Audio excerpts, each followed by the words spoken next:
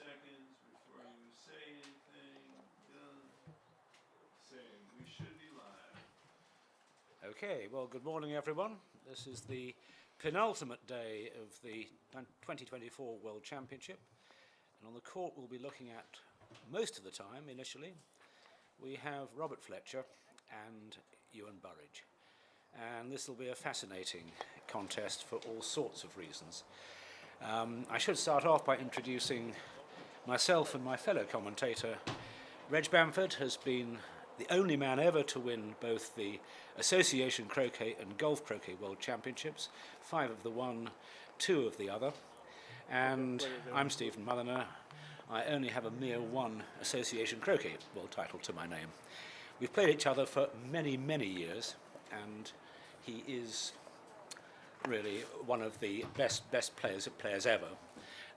We're both now finding that age, sadly, doesn't always help you to continue to be at the top, and we're seeing a much younger set of players. So how is this game played? Well, it's alternate strokes. This is why it's so interactive and exciting. One player will play blue and black, the other red and yellow, and the balls will be played strictly in the order blue, red, black, yellow. So basically, this is a game which has been played actually for many years, but came into prominence in the last 30 years and is now the dominant code in the sport of croquet. We're at the Chesapeake Bay Croquet Club, just south of Hartfield, Virginia. This is an event which is organised by the World Croquet Federation, which has been in existence since 1988. And the event host, the body responsible for making it happen in this particular country, is the US Croquet Association. It's been a huge effort on the part of the Chesapeake Bay Croquet Club, and it's the finest example of volunteer effort in the history of US croquet. There are literally legions of people acting as hoop setters, referees and general helpers, and it has been a most impressive experience as a player to see all the support that's been given to this. We've got 24 courts here, which is the largest anywhere in the world. In Florida, in West Palm Beach, there are 12 courts at the National Croquet Centre. In England, there are 3 clubs with 11 courts, and normally we play World Championships using at least 20 at a number of clubs.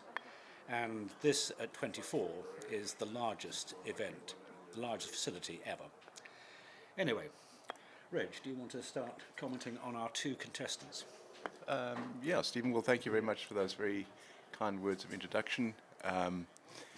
You, of course, hold an enviable record, which it's going to be difficult for me to match, but you are an AC World Champion and an AC over 50s World Champion too, which you obviously left out. And that is an event I haven't won yet. But yeah. Doesn't exist. So we have Robert Fletcher versus Ewan Burridge. I think if I had to give my prediction here, I think it's probably fair to say Robert has been the outstanding player this week. He probably came in as the number 1 seed, and I don't think he's done anything to demonstrate that he is not the very firm favourite here. So he's a very deliberate player. I think he can be quite conservative. He won't take risky jump shots. He likes to you certainly play the percentage play, and he's very good at that because I think that he has an outstanding single ball shot. So I think this is going to be tough for Ewan. We went out last night. He was doing the same things that he was always doing. He feels quite comfortable, and he played really, really well against Pepe in the quarters. But I think this is going to be a tough day for him.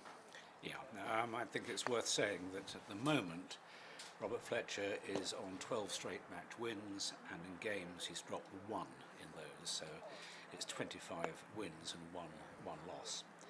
I think from Ewan's point of view, he's been a feature in English croquet now for quite a long time. His father, Ian Burridge, introduced him to the game at about the age of 10, so he's now 22, so he's quite experienced. But this event has been, without doubt, I think, his breakthrough event. He's come on and matured enormously, and he has a Solomon grip which, when he trusts and when he swings smoothly, is incredibly accurate. And he got the compliment from Pepe Riva, who he beat very handily in the final game yesterday, 7-2, that he was treating these very formidable quadway hoops in very firm ground, like Hurlingham hoops, which is a comment which means that Hurlingham is the club in London famously flooded by the Thames in 1928, leaving a huge layer of silt in which the hoops are put. So they're never incredibly firm, they just can't be. So players can afford there to take huge risks with their hoop strokes from all sorts of places, and you can run them from quite exotic angles and distances. Here you've got a different challenge because there's been no rain here for a number of weeks, I think, and all the players have found it much more demanding, and if you get it slightly wrong, you don't just fail the hoop, you probably bounce out several feet away, depending how hard you hit it. And watching Blake Fields, who's the very exciting young American who's on the other court today, when he was missing hoops, they were literally bouncing back past his feet 4 or 5 yards away.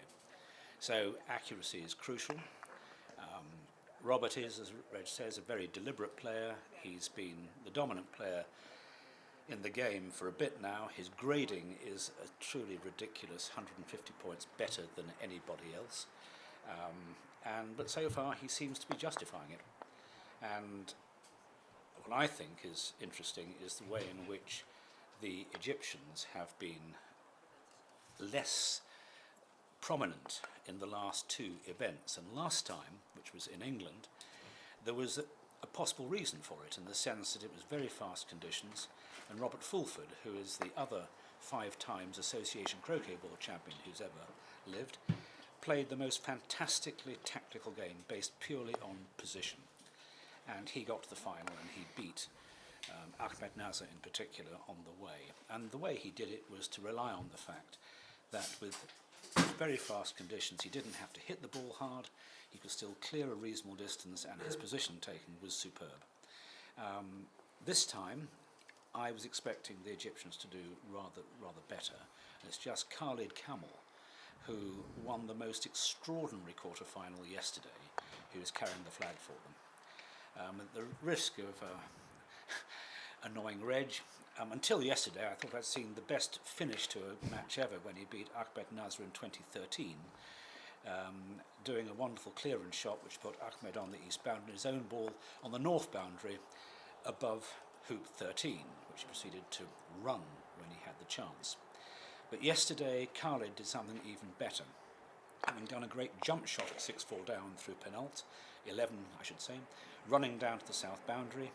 He then used that ball to clear Tom Balding's ball from in front of 12, and his ball finished 3.5 yards north of 13. Obviously fortunate, but a phenomenal outcome.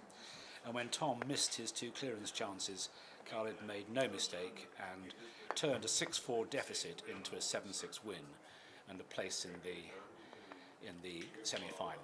So he will be, as I say, carrying Egyptian hopes. Blake is an extraordinarily powerful young player who gives an incredible whack to the ball. When you see him in action, you almost wonder if it's hurting him to swing the mallet so far back. And he hits the ball even harder than the Egyptians. And when it's on target, which I experienced when playing him in the opening round of the knockout, it's pretty impressive what sort of hoops he can run and how hard he can hit your ball at almost any range. So the players look as though they've just begun to finish their 10-minute warm-up. The balls are going back into corner 4, and we will see what the opening bars are like. But as Reg says, Robert is a very professional player, I would say. Does everything very carefully. Yeah. So on Tuesday or Wednesday, I think it was, both Ewan and I were having a practice session. We were just simply hitting balls, and I didn't think at that particular point that Ewan had much of a chance to progress deep into this tournament. I think he was really struggling in his block, and I think it came down to the last what, couple of games, or possibly the last match, and I think he could have finished third, fourth, or fifth. But what was quite interesting about that particular practice session was we were both starting to hit reasonably well, and what I did notice about Ewan was he was starting to find his cadence and his tempo, and he actually said as much. He said, "Ooh, I'm actually starting to hit this ball quite well." But his swing had slowed down nicely, and I think that's certainly one of the takeaways that I've had from this particular tournament. I'd always kind of thought with these really tough hoops that you have to bully them and you have to blast them through, but actually, if I watch those people who hit the ball very, very hard, I think that is starting to embrace an error in hitting straight. And I think that if you can have a very consistent, easy swing, but still generating a bit of pace, I think that is the optimal way of doing it. And I only say that because I actually think Ewan has found that particular swing, and if he can reproduce that in this match, I think he's got a chance. But I think it's going to be a tough ask to beat Robert today. Yeah, I think the match which will have more interaction is probably, or more contest is this one, which we're seeing at the moment on screen, Khalid against Blake. I mean, Khalid also hits the ball very hard indeed and with astonishing accuracy. I mean, there is a method of play which believes that the harder you hit it, the straighter you are, and when it works, it's spectacular and it can destroy almost any opponent. Whereas for most of us, what you call cadence, tempo is crucial, because we're both golfers and we know that the errors which lead to the golf ball departing left and right to an embarrassing amount is when you snatch at the top of the swing, and it's true in croquet as well. And the moment that you the moment that you lose that, then you're looking at trouble. Yeah. So the two advantages, I suppose, of really hitting a ball hard is one, if you are going through a hoop. I think that that would certainly help if you're just not 100% accurate, but also if you are wanting a big clearance and you need to send someone to the back end of the court.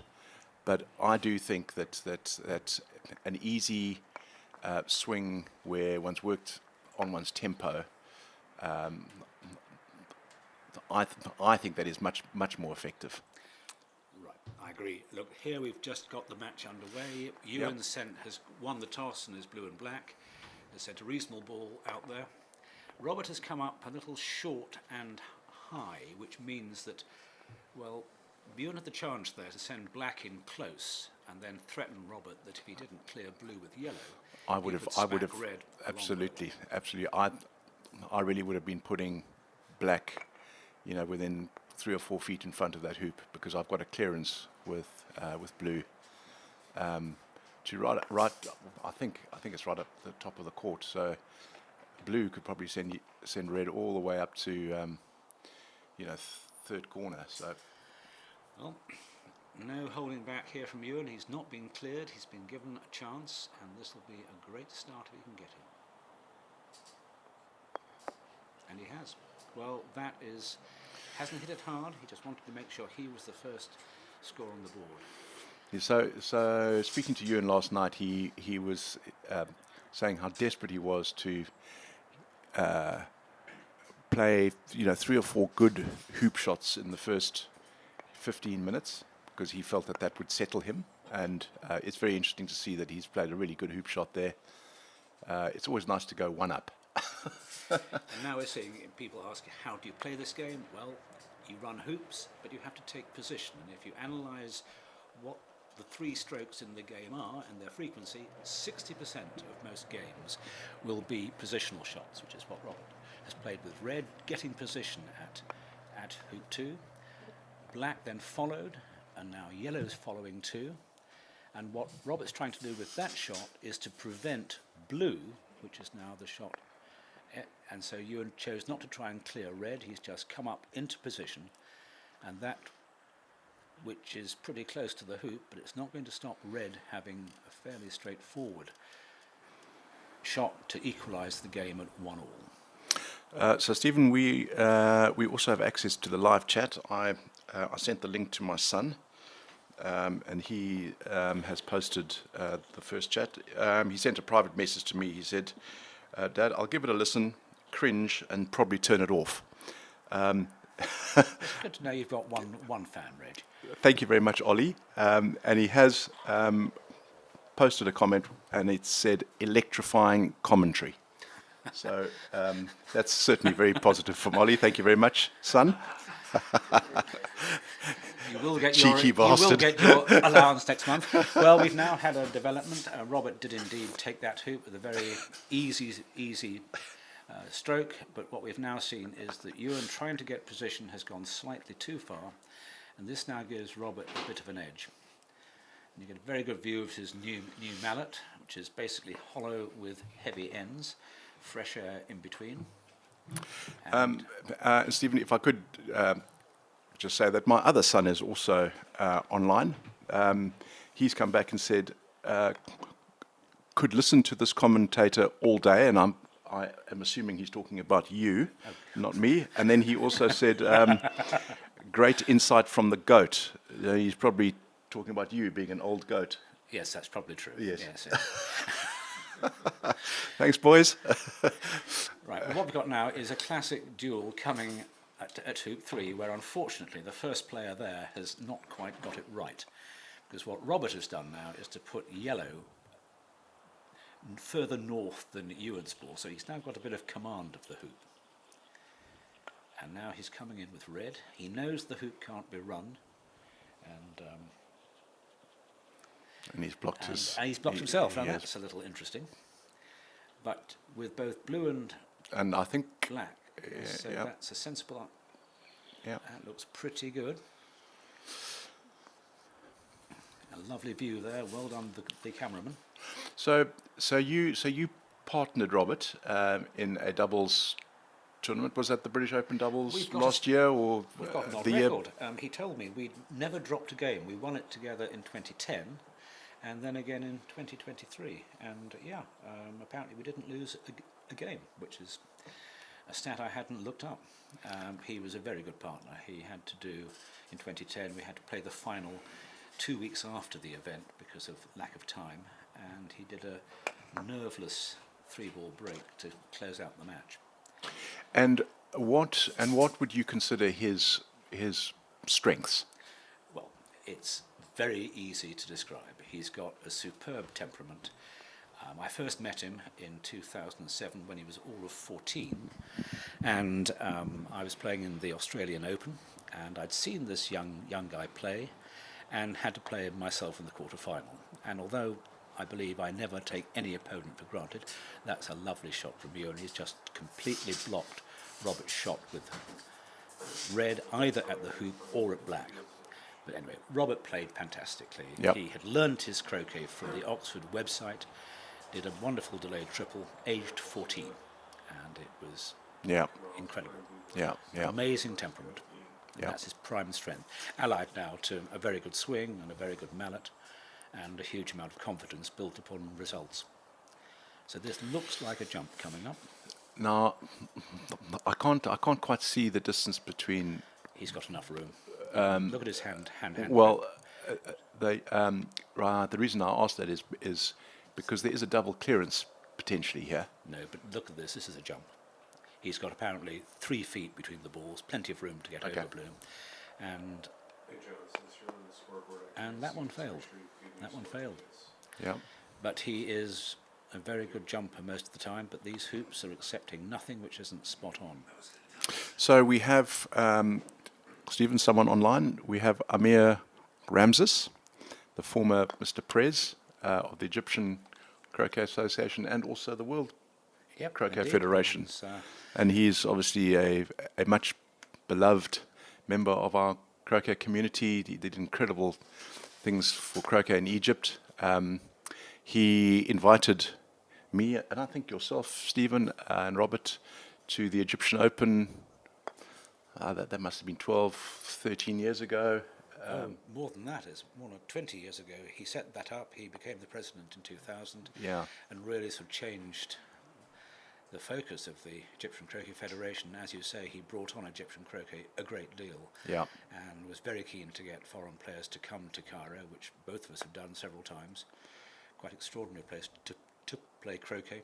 It's mainly at night, in about 35 degrees. What a fantastic Great shot shot. from Robert there. Great He's shot from Robert. got right up to the hoop, and that is touch of the highest class. And I think that he is a member of the Hall of Fame now, isn't he? Yes, he is. And very so well he should be, deserved. yeah. So it's very nice to have you online, Amir. He was the president when I was Secretary General, and so I worked closely with him, and he was a very popular attender at World Championships. Yes. I have a comment from my son.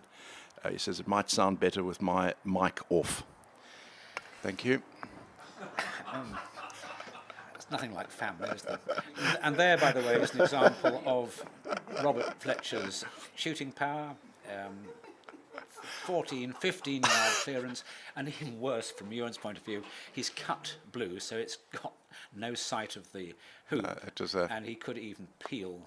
That's a miss. And that's, I'm afraid, a poor miss. So we're going to get equality at 2-all, and then we're going to see something quite interesting. Now, will Robert run this gently and give himself an 8-yard clearance at 5? No, he's coming down to the bottom. Reg and I were talking about this before we went live. In the modern game, the clearance of a ball in front of 5 or in front of 11 is one of the key moments in a game.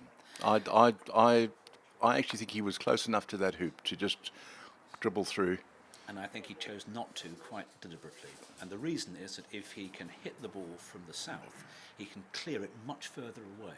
Right. And that is, you know, when you're this good, these differences in outcome matter a lot.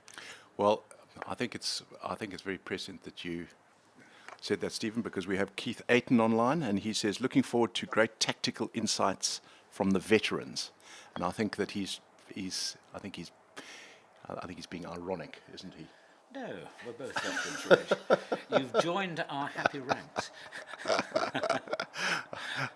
I'm not sure you're going to get great tactical insights from me. It's not my particular strength. But Stephen, do you think that you might consider yourself a great tactician? I've probably had to become a good one because I don't have the physical power to smash people 20 yards away all the time.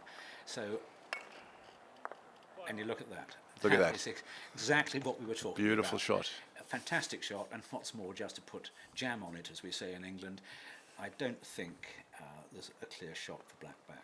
So, in the way. Right. So your point about him running through hoop 4, by going through to the boundary, it means the clearance angle is up the court. Indeed. So Black is, it's much further than 13. And it's completely stuffed too, I think. 13 yards, yeah. So yeah. what Ewan's had to do, great insight from his father, who wrote a very good book on golf croquet. The idea of winning a game of golf croquet is to win the majority of the points, not all of them. And here, Ewan realised he had no chance. Stephen, that's very insightful. Yeah, so he's now abandoned that hoop, come to the nearest point he lawfully can to hoop 6. I'm not sure that this is a trivial hoop. I think you're right. Because these, look, the one feature of this particular week is these are tough quadway hoops. They've been put into, a very tough ground conditions. I think these are underpinned with clay, and they are set hard, and it basically means you have to hit just the right angle, just the right point. You need to miss the upright by 1 micron. There we go. Otherwise. Oh, so that's okay. So Robert's asking for the hoop to be measured. That's No, I think this is just what they do. They're being incredibly precise, making sure they keep the hoop vertical, and also it stays a foot high above the ground, as the rules require. But we're just looking at this, and it's possible that the angle is, my goodness, that's given. Yeah. So we've got these very assiduous referees who've been doing a tremendous job all week, and they want to make absolutely certain that the hoop is correctly set. Someone else is coming on. Oh my word! What is happening here? Yeah, okay, this is. I'm not sure the carrots would get in the way of the bottom of the ball, to be honest. But nonetheless, you've now got three referees on. This is impressive. I should say that the reason why the ground matters in croquet is because of what can be called the reactive impulse. When a ball hits an upright, it sends a shockwave through the upright, which in turn is transmitted into the ground. And when you've got soft ground, what happens is that it takes a millisecond or two for the return shock wave to come back. Well, in soft ground, the ball's gone by then, so it's through the hoop and waving goodbye. In these conditions, it's almost immediate, and that's why balls get spat out. And so I don't think this is trivial at all. I think Robert knows that. Blue has the easier shot, so it's not impossible. No, He might for sure. change his mind and just stop shot blue away. I think he's got some doubts about this. So, Stephen, in a previous life, were you a banker or an engineer? I was a banker, but I've become a croquet engineer through long experience, mainly trial and error. So what do you think, Reg? Do you think he's...